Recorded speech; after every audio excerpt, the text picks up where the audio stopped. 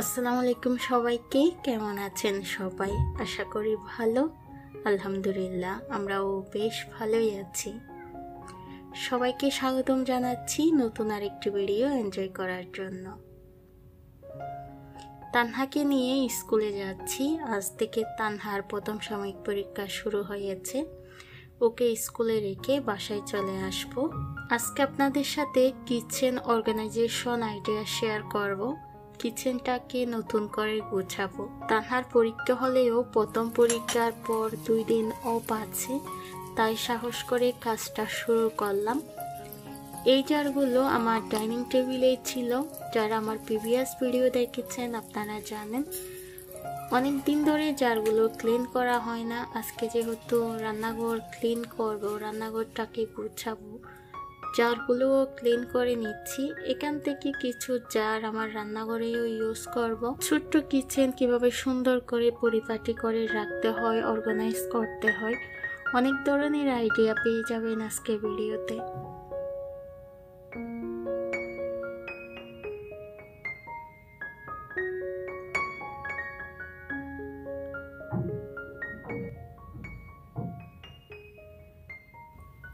জানেন আজকে চট্টগ্রামে প্রচুর বৃষ্টি হচ্ছে। বৃষ্টির দিনে এই ধরনের কাজগুলো করতে আমার বেশ ভালোই লাগে।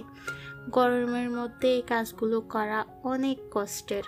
আপনাদের সাথে তো শুধু কিচেন গোছানোটাই শেয়ার করব, কিন্তু গোছানোর আগে যে পরিশ্রমটা আমাকে করতে হয়েছে সেটা বলার অপেক্ষা রাখে না। অনেক বেশি কষ্ট হয়েছে। প্রত্যেকটা জার ধুয়ে ক্লিন করা, সেই সাথে র্যাকগুলো ক্লিন করা আপনারা ভিডিওতে দেখতে পাবেন। এখানে জারগুলো ধুয়ে পানি ঝরাতে দিয়েছি। যেহেতু বৃষ্টির দিন একটু খিচুড়ি হলে মন্দ হয় না। বাচ্চারা বলছিল চিকেন খাবে, ও তো ঝামেলা করতে চায় নাই, তাই খিচুড়ির মধ্যে মাংসটাও দিয়ে দিলাম অল্প পরিমাণে। আমার কষ্টটাও কম হবে, সেই সাথে তাহারও ভালো লাগবে। 3 প্রকার ডাল দিয়েছি, চিনি গুঁড়া চাউল, সেই সাথে চিকেন। খেতে মাশাআল্লাহ বেশ ভালোই হয়েছিল। মশলাটা কষিয়ে চাউলগুলো দিয়ে এখন একসাথে ভালোভাবে মিক্স করে রান্নাটা বসিয়ে দেব। এই তো ঝামেলা শেষ, আমার রান্নাটাও হয়ে যাবে। ওইদিকে আমি রান্নাঘরের কাজগুলোও করে নিতে পারবো। যেদিন রান্নাঘর ক্লিন করি ওই দিন চেষ্টা করি অল্পর মধ্যে কাজটা সেরে নিতে, যেহেতু খেতেই হবে, রান্না করতেই হবে। এর মধ্যে বেশ লম্বা একটা সময় পার করেছি। প্রত্যেকটা জার ধুয়ে ক্লিন করে মুছে শুকিয়ে নিয়েছি। এখন রিফিল করার পালা। কাজ করতে করতে আপনাদের কাছে সেই পুরাতন রিকোয়েস্টটা আবারও করে নিচ্ছি, যেটা আমাকে প্রতিদিন করতে হয়।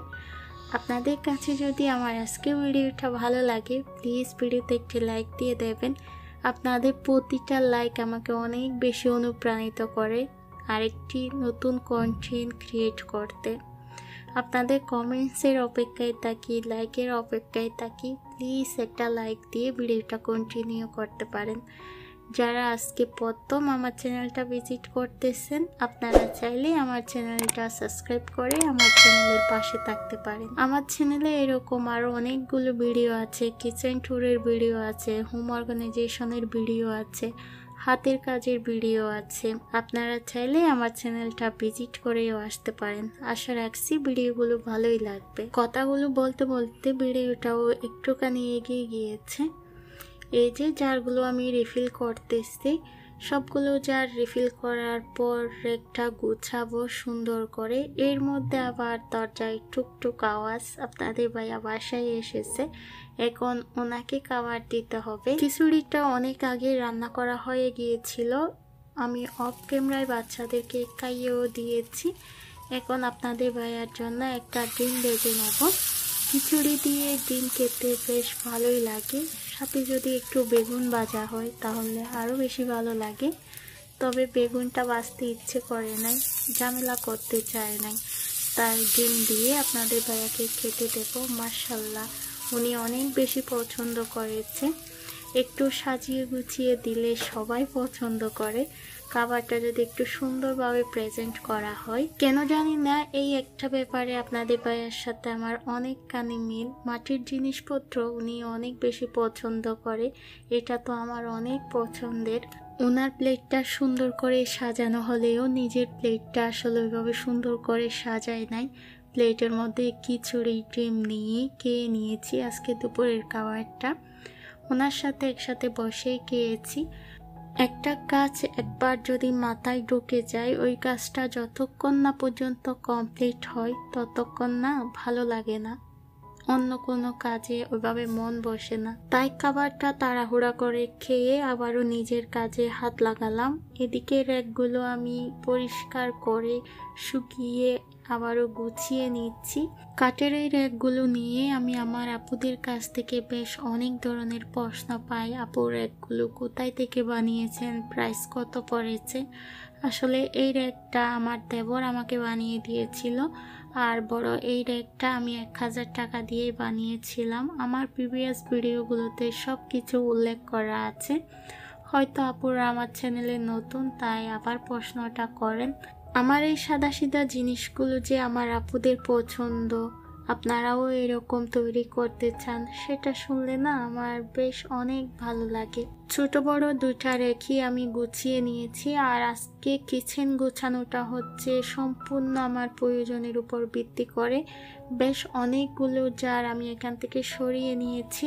যে জিনিসগুলো একটু বেশি প্রয়োজন, না রাখলেই নয়, সেই জিনিসগুলো এই কাঠের র্যাক দুটাতেই আমি সাজিয়ে গুছিয়ে রেখেছি।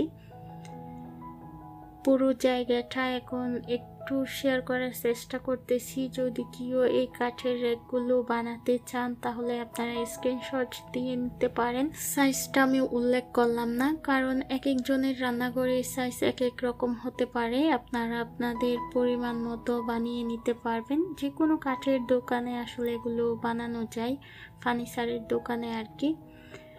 এখন আসলাম আমার কিচেন ক্যাবিনেটটা একটু গুছিয়ে রাখতে। আজকে একটু অন্যভাবে গুছাবো।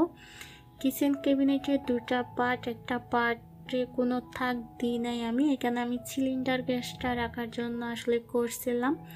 যেহেতু কিচেনে এটা রাখা যাচ্ছে না, তাই আসলে ওইভাবে সিলিন্ডারটা আর রাখি নাই।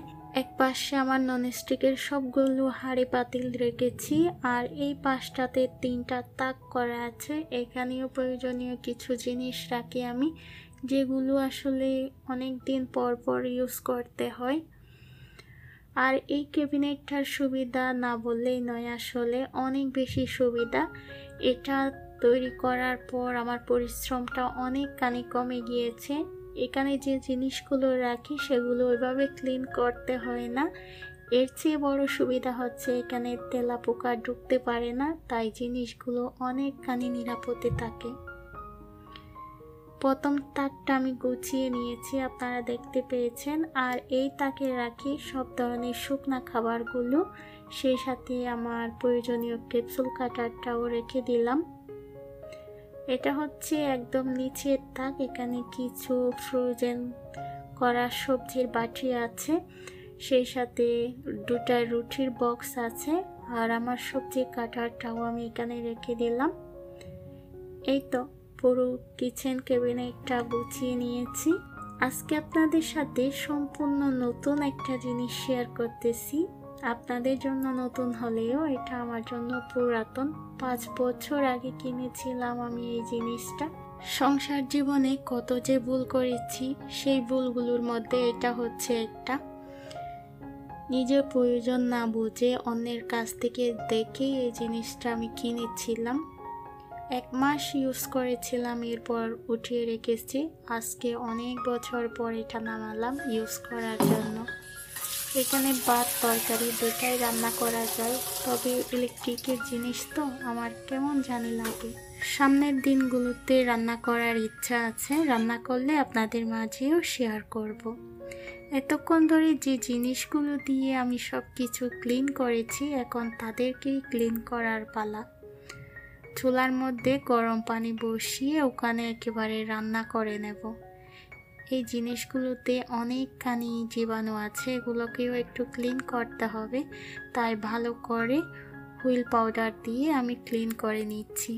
তো বন্ধুরা, আমার আজকের এই ভিডিওটা আপনাদের কাছে কেমন লেগেছে আমাকে একটু কমেন্টস করে জানাবেন। ভিডিওটা আমি কালকেই রেকর্ড করেছি আর আজকেই আপনাদের মাঝে শেয়ার করতেছি। বেশ অনেকখানি কষ্ট হয়েছে, কিন্তু কমেন্টস করে জানাবেন। হ্যাঁ, ভালো থাকবেন সবাই। ধন্যবাদ সবাইকে। আসসালামু আলাইকুম। আল্লাহ হাফেজ।